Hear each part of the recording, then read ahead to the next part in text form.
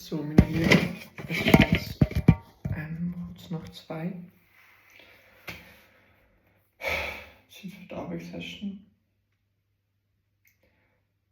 Es ist geil, weil ich einfach, weißt du, mal das Ding ist, weil ich nicht mal überlegen muss. Es ist einfach immer jede Abend Zeit für Gott. Und das ist schon so eine gewisse Zeit lang gemacht hast, dann ist das non-negotiable. Und das ist es jetzt an dem Punkt. Und das fühle ich. Und es ist wirklich sehr, sehr cool, dass ich gerne so oft so viel Zeit mit Gott verbringe. Also, jetzt zurück zu Gott. Und zwar, we were at 2 Chronicles 31:14. Kore, son of Imnah the Levite, who was the gatekeeper at the east gate, was put in charge of distributing the voluntary offerings given to God, the gifts and the things that had been dedicated to the Lord. His faithful assistants were Elin, Miniam, Jeshua, Shemaiah, Amariah, and Shechaniah.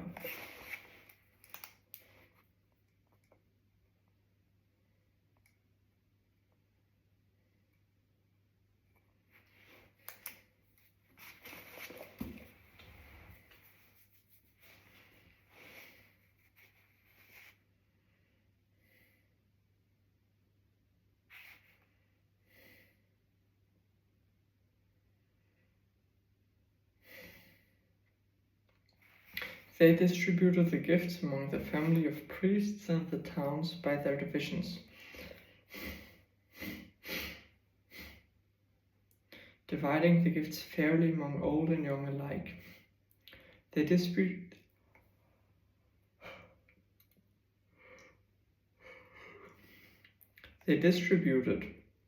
the gifts to all males 3 years old or older, regardless of their place in their genealogical records. The distribution went to all who would come to the Lord's temple to perform their daily duties according to their divisions. They distributed gifts to the priests who were listed by their families in their genealogical records, and to the Levites 20 years old or older, who were listed according to their jobs and their divisions. Food allotments were also given to the families of all those listed in the genealogical records, including their little babies, wives, sons and daughters, for they had all been faithful in purifying themselves. As for the priests, the descendants of Aaron, who were living in the open villages around the towns, men were appointed by name to distribute portions to every male among the priests, and to all the Levites listed in the genealogical records. In this way, King Hezekiah handled the distribution throughout all Judah, doing what was pleasing and good in the sight of the Lord, his God. In all that he did in the service of the temple of God, and all his efforts to follow God's laws and commands, Hezekiah sought his God wholeheartedly. As a result, he was very successful. Hezekiah sought his God wholeheartedly. As a result, he was very successful. And this is how easy it is in life, guys and girls. Seek God with all of your heart, and you will be very successful. Not just successful, but very successful. 2 Chronicles 32. Assyria invades Judah. After Hezekiah had faithfully carried out this work, King Sennacherib of Assyria invaded Judah. He laid siege to the fortified towns, giving orders to his army to break through their walls. When Hezekiah realized that Sennacherib also intended to attack Jerusalem, he consulted with his officials. and military advisors, and they decided to stop the flow of the springs outside the city. They organized a huge work crew to stop the flow of the springs, cutting off the brook that ran through the fields, for they said, "Why should the kings of Assyria come here and find plenty of water?" Then Hezekiah worked hard at repairing all the broken sections of the wall, erecting towers and constructing a second wall outside the first. He also reinforced supporting terraces in the city of David and manufactured large numbers of weapons and shields. He appointed military officers over the people and assembled them before him in the square at the city gate. Then Hezekiah encouraged them by saying, "Be strong and courageous. Don't be afraid or discouraged because of the king of Assyria or his mighty army, for there is a power far greater on our side. He may have a great army, but they are merely men. We have the Lord our God to help us and to fight our battles for us." Hezekiah's wounds greatly encouraged the people. Sennacherib threatens Jerusalem. While King Sennacherib of Assyria was still besieging the town of Lachish, he sent his officers to Jerusalem with this message for Hezekiah and all the people in the city.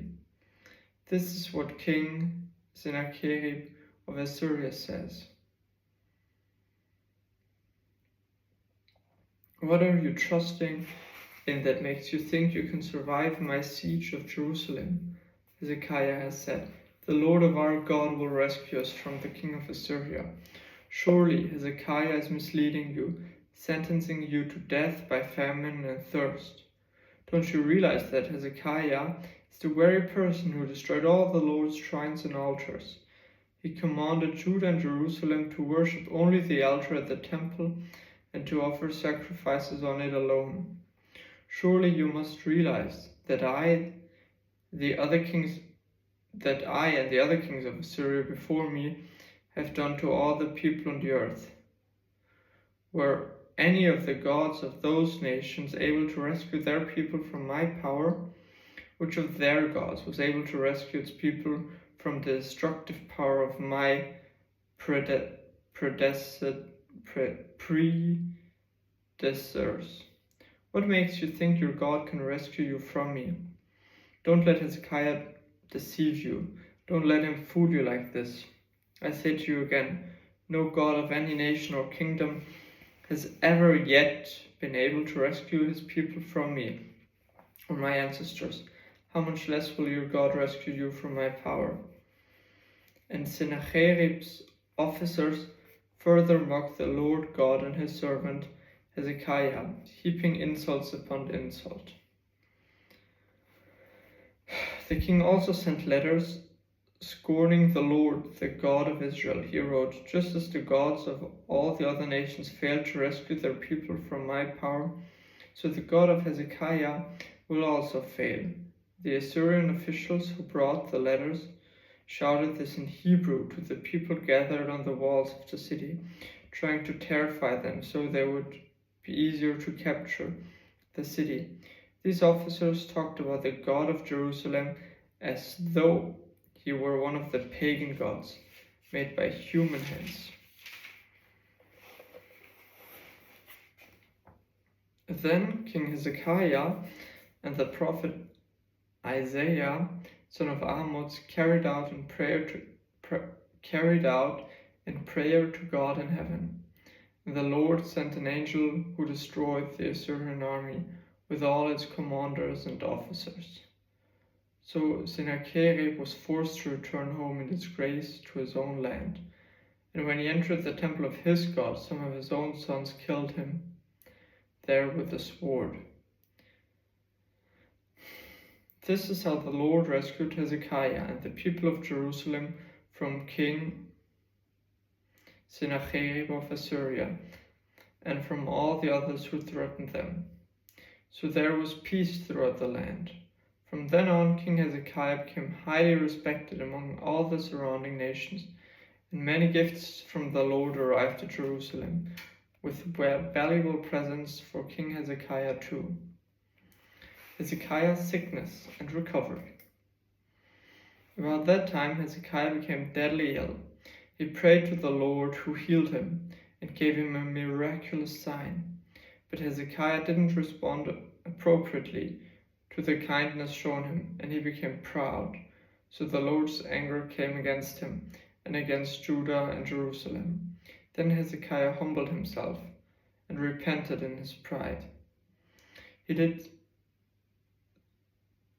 as did the people of Jerusalem. So the Lord's anger did not fall on them during Hezekiah's lifetime.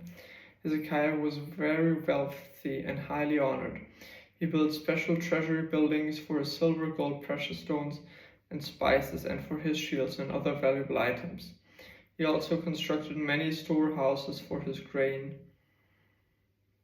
new wine, and olive oil, and he made many stalls for his cattle and pens for his flocks of sheep and goats. He built many towns and acquired vast flocks and herds, for God had given him great wealth. He blocked up the upper spring of Gihon and brought the water down through a tunnel to the west side of the city of David. And so he succeeded in everything he did.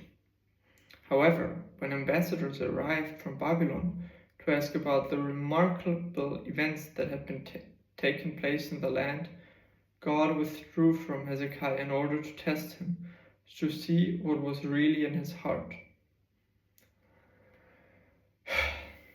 Summary of Hezekiah's reign.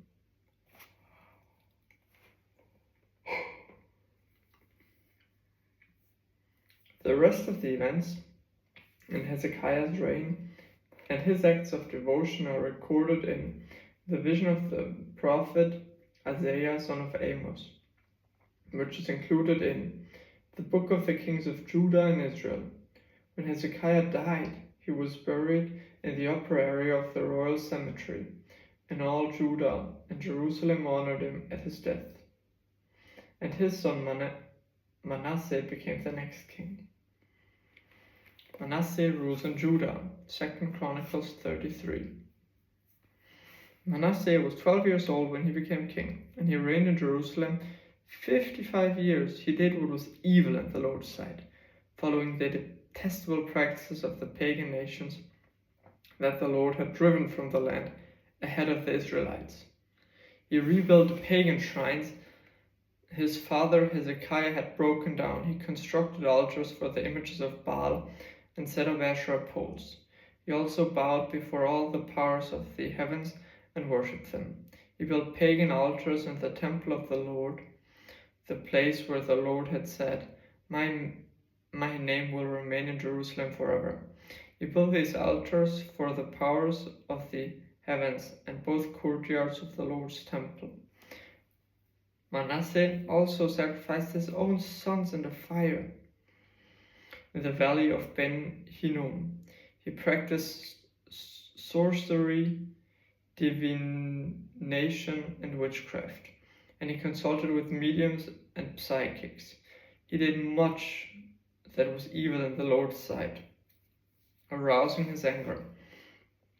Manasseh even took a carved idol he had made and set it up in God's temple, the very place where God had told David and his son Solomon, My name will be honored forever in this temple and in Jerusalem, the city I have chosen from amongst all the tribes of Israel. If the Israelites will be careful to obey my commands, all my laws, decrees, and regulations given throughout Moses, I will not send them into exile from this land that I set apart for your ancestors.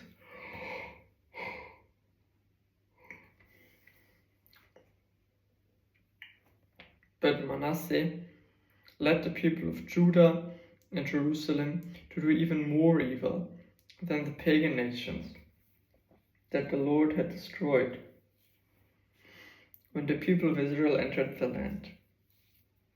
The Lord spoke to Manasseh and his people, but they ignored all his warnings. So the Lord sent the commanders of the Assyrian armies, and they took Manasseh prisoner.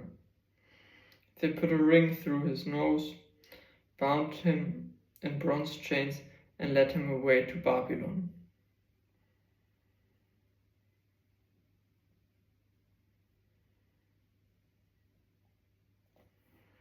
But while in deep distress, Manasseh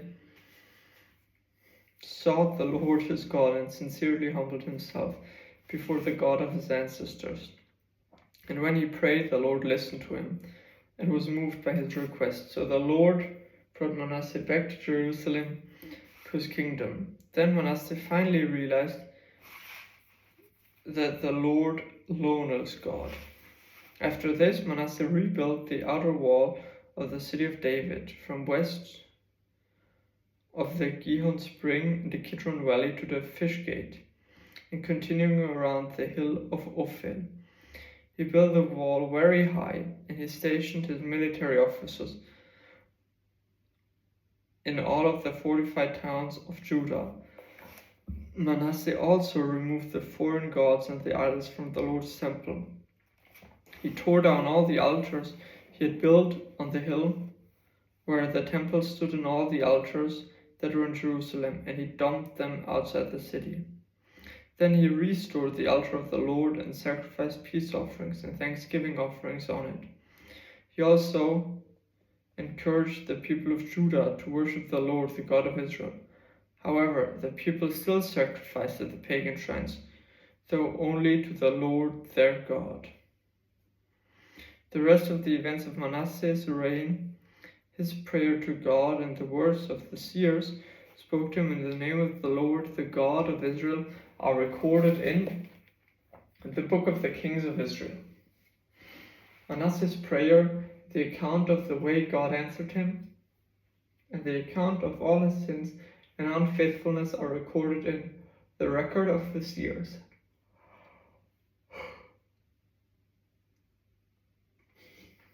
It includes a list of the locations where he built pagan shrines and set up Asherah poles and idols before he humbled himself and repented.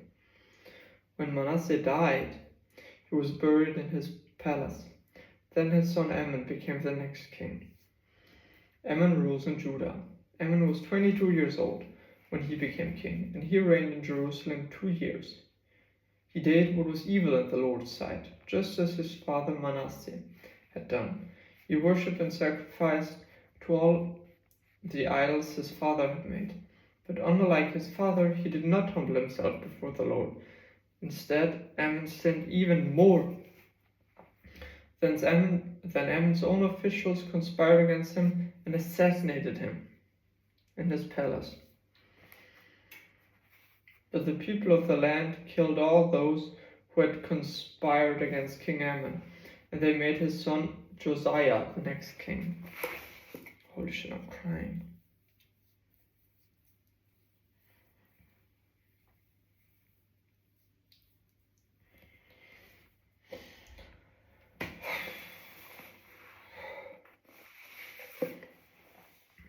Ammon rules in Judah.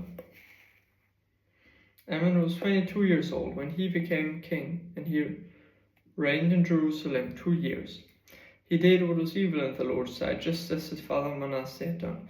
He worshipped and sacrificed to all the idols his father had made. But unlike his father, he did not humble himself before the Lord. Instead, Ammon sinned even more. Then Ammon's own officials conspired against him and assassinated him in the palace. But the people of the land killed all those who conspired against King Ammon, and they made his son Josiah the next king. 2 Chronicles 34. Josiah rules in Judah. Josiah was 8 years old when he became king, and he reigned in Jerusalem 31 years. He did what was pleasing in the Lord's sight, and followed the example of his ancestor David. He did not turn away from doing what was right.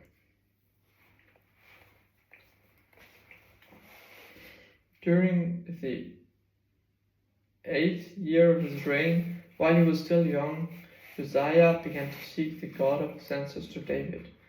Then, in the 12th year, he began to purify Judah and Jerusalem, destroying all the pagan shrines, the Asherah poles, the carved idols and cast images. He ordered that the altars of Baal be demolished and that the incense altars which stood above them be broken down. He also made sure that the Asherah poles, the carved idols, and the cast images were smashed and scattered over the graves of those who had sacrificed to them. He burned the bones of the pagan priests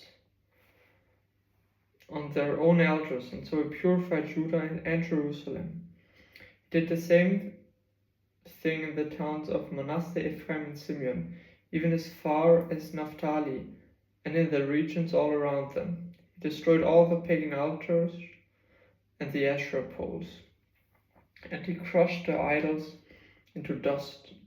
He cut down all the incense altars throughout the land of Israel. Finally, he returned to Jerusalem.